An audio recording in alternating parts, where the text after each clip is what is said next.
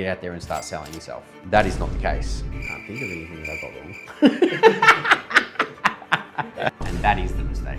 To be honest, it's pretty much everything. No matter how much people give you advice on, there's just no way of ever really knowing until you go through that. If I had to start again with almost no money, this is what I'd focus on. If I had no money today and had to start afresh, it would go back to an everyday boring business that I know people need in their everyday lives. So for me personally, it would either be a detailing business that I would look to grow to eventually becoming a detailing factory, or it would be a lawn mowing service that I would target. Each day would be a different suburb. The biggest reason that people delay starting, from what I can tell, is fear of rejection. It's putting yourself out there. I find that so many people want to do a business. They're scared to think how people will react, will judge them behind closed doors, and they're scared to put themselves out there.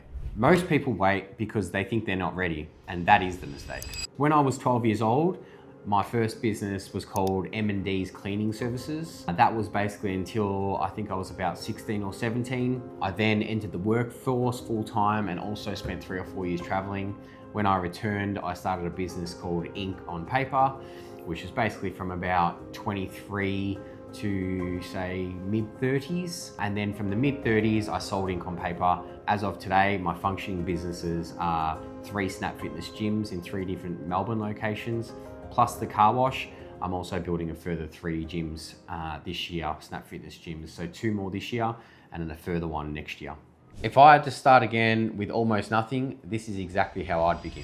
The first thing that I would do would just simply be going to set up an ABN sole trader, which gets my business legally done. I would then go set up a bank account and set up a Xero to make sure that everything, the foundation of the business is done. Once I've done that, the foundations of the business are set.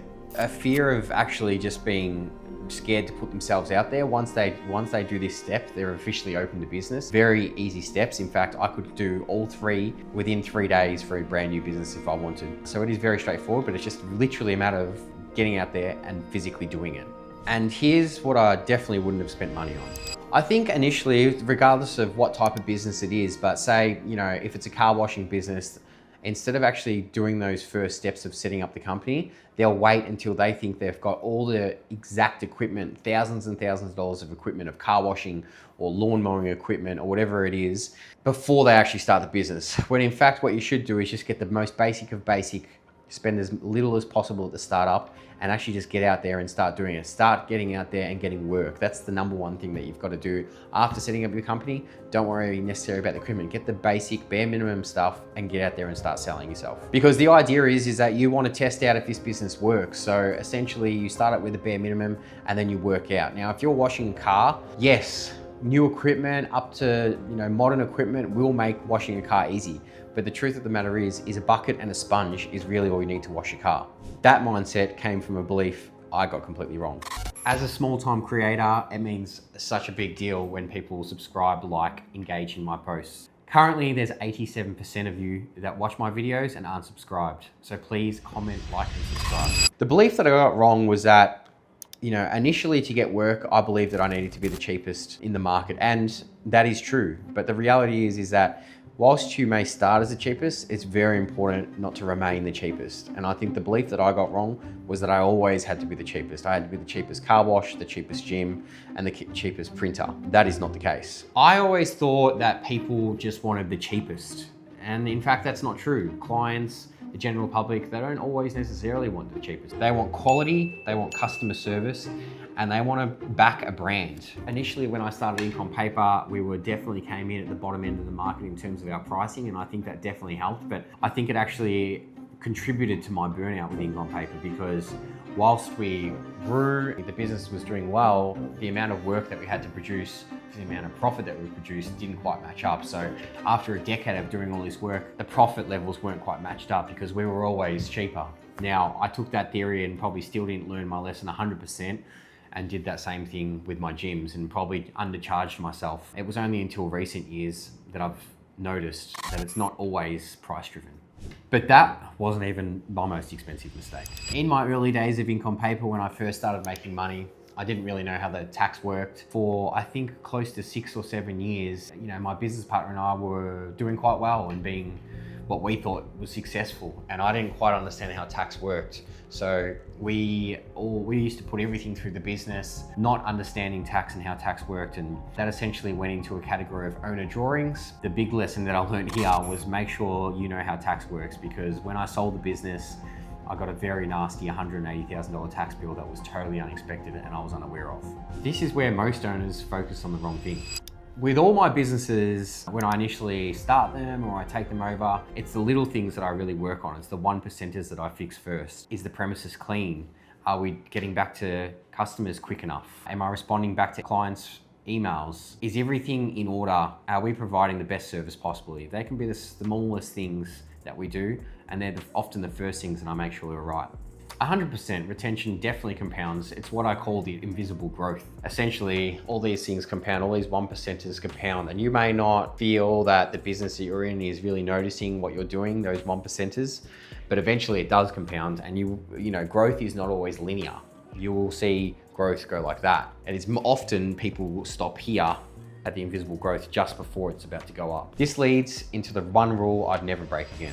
The one rule that I never would break again, I think, would be to get myself in any tax problems. Now, when you're in business, the most important person that you deal with is the tax person. You make sure that all your tax is up to date. And this is something that does take a little time, but your accountant can certainly help you.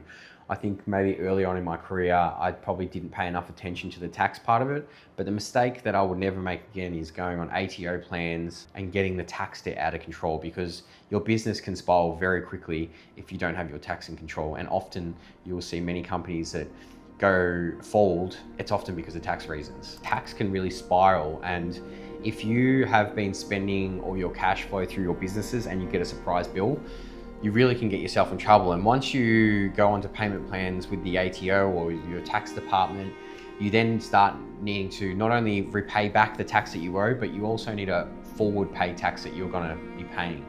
And so it can be a significant jump in your overheads, and it can potentially sink it. But this advice isn't for everyone. I think if you're risk adverse and you're a real safe player, I don't really think business is for you. In fact, I think, to be honest, business is not for everyone. I think it's for a very small part of the population. It's for people that are willing to go to any lengths to succeed in business. I think if you go into business with only half a foot in, you're most likely going to fail. And I think if you look at business statistics about how long businesses stay open or how many businesses are successful, I think that number reflects on how hard business really is. I think personally, if you want to get into a gym space, I think definitely having an interest in fitness and training is going to help you. I do think that you can own a gym potentially not being a fitness person, but I definitely think it helps. If you're not working out in your own space regularly, you're not communicating with your members on the floor, then it's very difficult to sort of understand how they work, what's the best way of setting up the gym equipment, what's missing in the community, is your gym as functional as it could be, are members getting bang for buck and their money's worth for the membership. So if you remember nothing else, remember this. The main part that I stress the most is that nothing happens if you don't start the business. Not tomorrow, next week, just do it. You don't need the money, start with nothing and just do it. That's the biggest bit of advice I can give you. If you're seriously thinking about starting a business, please leave a comment in the comment section and I'll address these in a future video. Just kind of all came together.